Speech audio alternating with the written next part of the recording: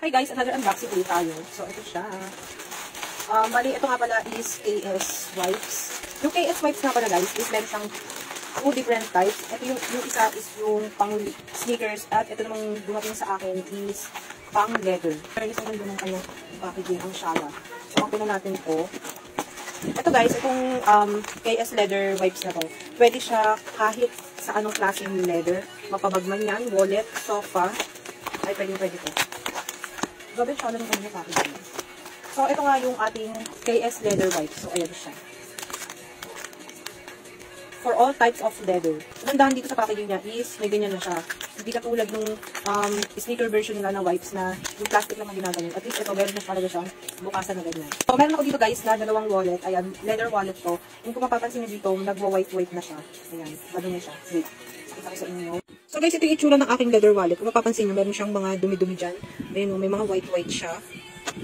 Ayan. Ayan o. At ito naman yung isa. Ayan, kung makikita nyo, may mga white siyang ganyan.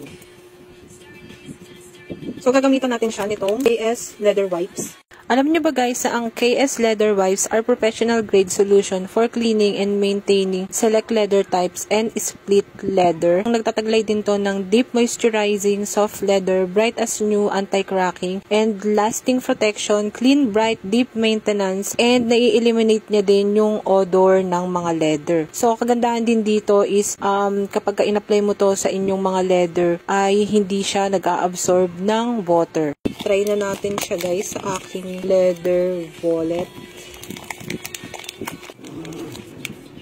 Ang bango niya guys, pagka ginamit niyo siya, ang bango ng amoy niya. Ang shala. Hindi siya masakit sa ilong, basta ang bango ng amoy niya. So ayan, di ba ang kitang packaging niya? So i-aano lang natin ito dito sa aking leather wallet. Ayan, mapapansin niyo, may white siya. Sobrang ganda daw nitong KS leather wipes na to guys, sa mga leather. As in, kahit si V. Cortez, na ano niya na rin ko sa kanyang TikTok, na ginagamit yung panlinis ko ng mga bags niya. Ng mga kanyang designer bag. So, ayan. Medyo basa pa siya. Let's see pagka natuyo ito kung ano yung magiging itsura niya. So, ayan yung dumi na nakuha niya from my wallet, guys. Ayan yung dumi niya.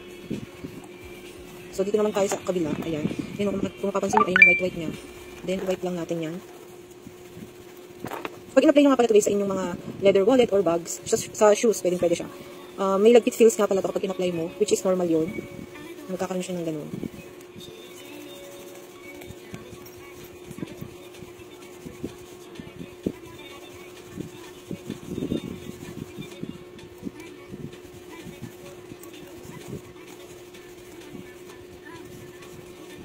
So, ayan. Yan yung dumi na nakuha niya. Nakikita nyo ba? Basta madumi siya, guys. Ayan o. Ayan yung dumi niya. Hindi na masyadong kita. Pero pakita ko sa inyo nung malapitan pagkatapos kong ma-wipe itong aking leather wallet. So, ayun lang yung mga wallet ko, guys. Maliliit lang siya. Maganda din ko sa mga leather bags. Yung mga sling bag ko kasi nakatabi siya ngayon. So, tinatawan ko na ilabas siya. Pero ipapakita ko na sa inyo kapag gagamitan ko na ng ganito yung aking mga sling bag na leather. So, ayan siya. So, ayan na siya. So guys, itatry ko naman siya sa leather na black shoes ng aking Junakis, no? Ayun, kung papansin nyo, parang nag-white na yung texture niya. Then, so ito pa rin yung wipes na gagamitin ko, yung ginamit ko sa aking wallet, na ipang paano ko sa leather shoes ng aking Junakis. So, ayan siya.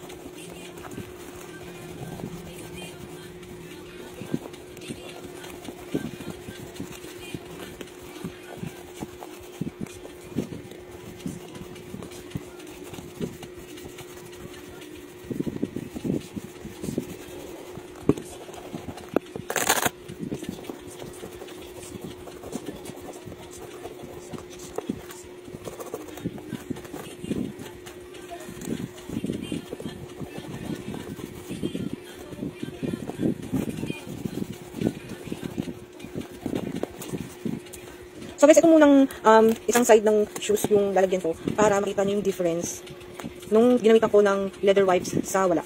So papatuin ko lang to guys. So guys, ito nga pala yung leather shoes ng aking Junakis. Ito yung ginamitan ko ng leather wipes, ng KS leather wipes. Then ito yung wala. So tingnan nyo naman yung itsura niya. Di ba ang layo niya? Ito parang brand new yung nasa right. Compare mo dito sa hindi ko nagamitan ng KS wipe. So ganyan yung difference niya guys. Kapag in-apply mo na siya sa leather.